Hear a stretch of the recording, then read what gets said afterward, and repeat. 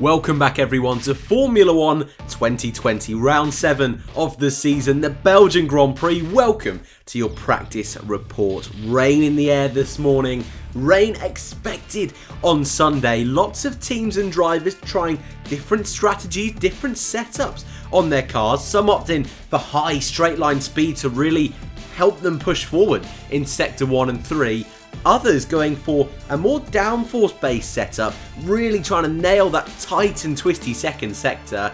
The result, lots of times all over the place. A real mixed up grid, and going into tomorrow, we could see a real jumbled up positions for qualifying. If you are new around here and don't know about the practice report, well, you're in luck. What we do around here is we analyse today's practice 1 and practice 2, take a little look at the times, see what we can learn from qualifying pace, long run pace, talk about some of the big stories and events from today's sessions, and then right at the end we're going to have a little analysis on some of your predictions from yesterday's preview video. So if you are new around here, feel free to subscribe. That big red button is down below. Like if you enjoy, dislike if you didn't, want to give some feedback in that comment section down below. But we'll start off with some times and then we'll have a discussion about today's events.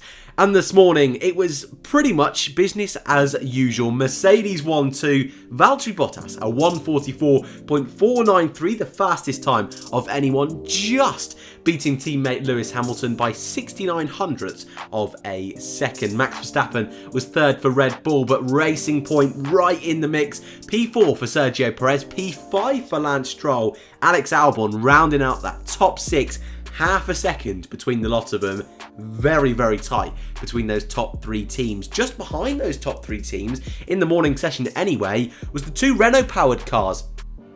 Ocon 7th, Sainz 8th, then it was the other 2 teammates, Ricciardo 9th and Lando Norris P10. Renault in a straight line, actually looking to be one of the better cars out there today, especially in the afternoon. Esteban Ocon having the highest straight line speed recorded and purple in Sector 1. Not so nifty in that second and final sector, but Renault-powered cars not looking too bad. Your bottom half was headed by Danny Kvyat, the 2 AlphaTauris, P11 and P12 on the medium tyres, all of the top 10 on the soft. So even AlphaTauri not quite looking on those pace of those top 5 teams, but just outside, looking quite handy here at Spa.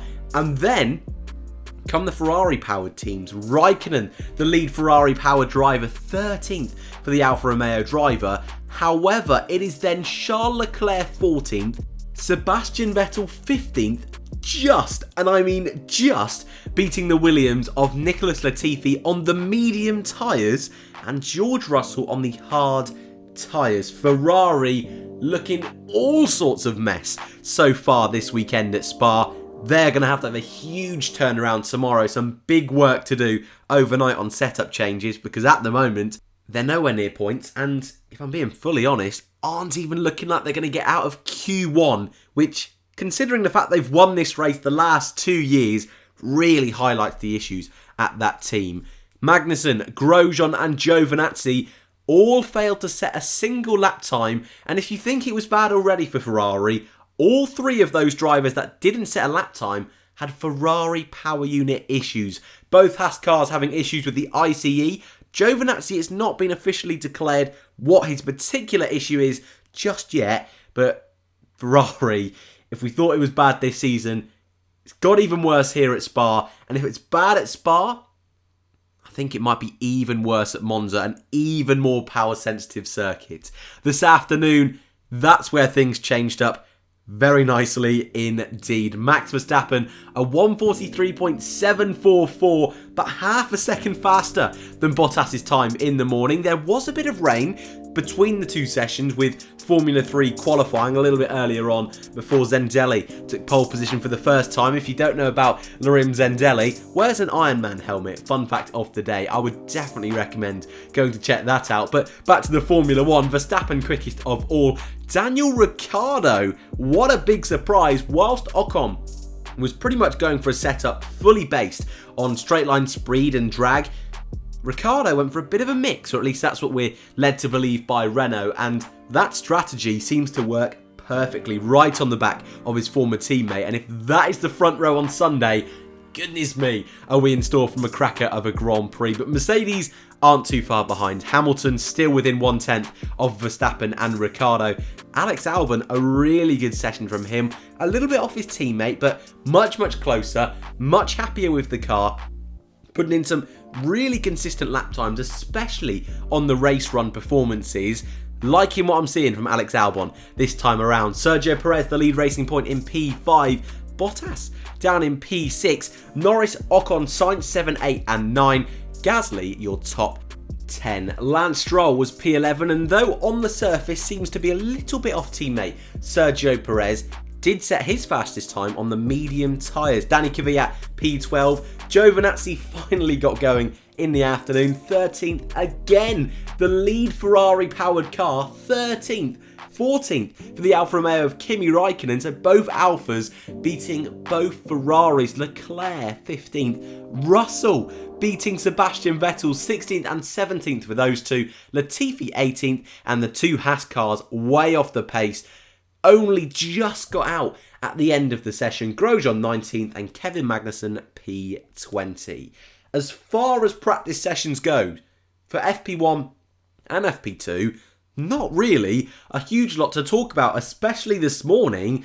Lap times consistent, no rain ever showed up to the circuit. It was a little bit cooler than I think teams were expecting in terms of temperature. There was a slight puncher, it appeared, a slow puncher on Bottas's Mercedes, but apart from that, very straightforward running.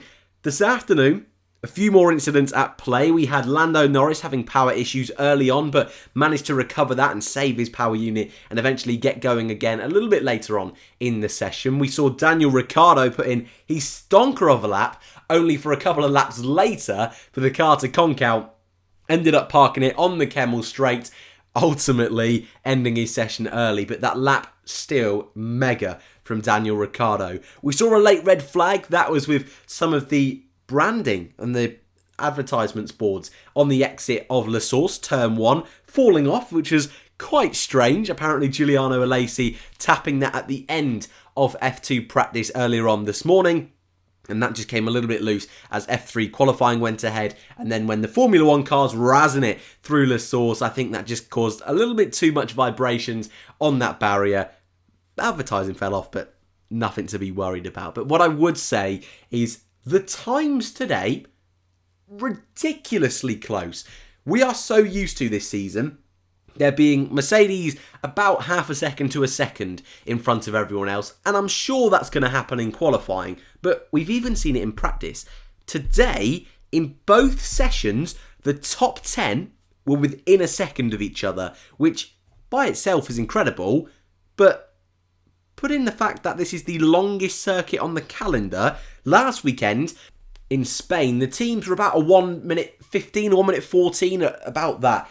And this weekend, the fastest times are 1 minute 44. So for the times to be this close is very exciting going into qualifying tomorrow. And I really do think that top 10 is probably going to be your Mercedes, Racing Point, Red Bull, McLaren and Renault, with AlphaTauri just on the edge. Ferrari power is a huge surprise today. But I think any of those top 6 teams can be in a real mix for some cracking grid positions tomorrow. And then we've got to mention Ferrari. All of the teams struggling with power unit issues. We know this has been a reoccurring theme throughout the season. Something is not right at Ferrari. Something is clearly wrong or off compared to last year for them to be losing this much speed when you especially look at circuits like Spa, like Monza, where they won last year and Ferrari power teams generally did a really cracking job. Something is just not right. We all know what happened with the FIA. Everything's being kept behind closed doors, but really huge slap in the face for everyone involved in that team. Williams even beating Vettel in practice too. This isn't a circuit that suits the Williams car in terms of philosophy. Williams are much better on more tight, twisty technical circuits, your likes of Austria, Hungary of course, Russell just missing out on Q3. So they know that this circuit, next time out in Monza as well, isn't necessarily their cup of tea. But then we head to Mugello, which could be a little bit more of a Williams-based circuit. So they're not expecting too much, but to be in front of Vettel, crikey, That's a start for the new owners. And before we go, prediction time. Yesterday, as we always do, I give you this grid and we want to know your best predictions. You throw them in the comment section below and the 2 most liked featured in today's video. And just in case you missed it, those predictions are in qualifying, pole position, front row, and who is the biggest shock in that Grand Prix, who is the race winner, who is sharing the podium, the first retirement, driver of the day, and best of the rest. And your winners this week, number 1 is Gnappi the Romanian, is what I'll go with. Again, we all know by now, I'm not great at the pronunciations, but he has gone with a Lewis Hamilton pole position, Max Verstappen on the front row, and a biggest shock of Sergio Perez. I'm not quite sure what that shot is, whether that's a P3, that could be quite fun. And in the Grand Prix, he's gone with the Lewis Hamilton race winner, an Alex Albon podium, again, not mentioning the other drivers, so I'm kind of making the assumption it's going to be a Perez P3 in quali and a Perez podium as well, potentially. He's gone with the Grosjean first retirement, which is what we never want to see. Sergio Perez, a driver of the day, kind of linking in with that theory I've built up in my head that Perez is going to get a podium, and Charles Leclerc, best of the rest. I think that one could be unlikely. And then we go on to our second place man, Sam Tishman, and the Ferrari fanboying, or at least hope for Ferrari at least. Oh, goodness me. There was a lot of hope for them this weekend, and it's just not looking great, is it? He's gone with the Bottas pole position, a Hamilton front row. Fair play. A Sebastian Vettel Q3, I think is going to be unlikely. Though you're right, that would be a big shock indeed. He's gone with the Lewis Hamilton race win, Verstappen and Leclerc on the podium. Oh no. Bottas to be the first retirement. I mean, think about what that would do for the constructors and more importantly, drivers' standings. Vettel, driver of the day, which is still possible if he goes out in Q1 or has a disappointing qualifying. And Alex Albon, best of the rest. And that is it for your Formula 1 2020 Belgian Grand Prix practice report. Formula 2 qualifying is just underway, and if you just missed it last weekend, all of the Formula 2 action is moved over to the end of the Sunday Formula 1 race review in its own neatly packaged Formula 2 report. But at the moment, there's a red flag. Samaya is on fire, literally, and Yuri Vips also, who's making his debut in Formula 2 in place of Sean Gallale. Get well soon, Sean. He's also appeared to be out of the car. But I will leave that there. Thank you all for watching. If you are new, feel free to subscribe. Thank you all for making it this far. Like if you enjoyed, and I hope to see you in the next one.